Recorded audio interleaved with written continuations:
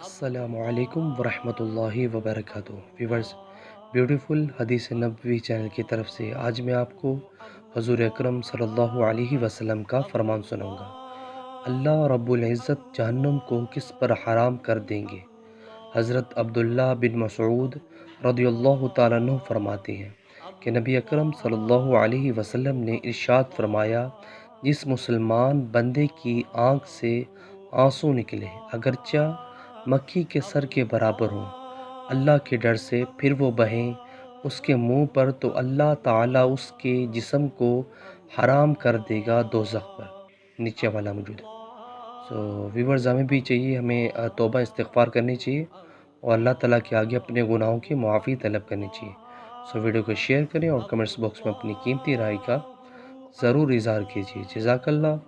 السلام علیکم ورحمۃ اللہ وبرکاتہ۔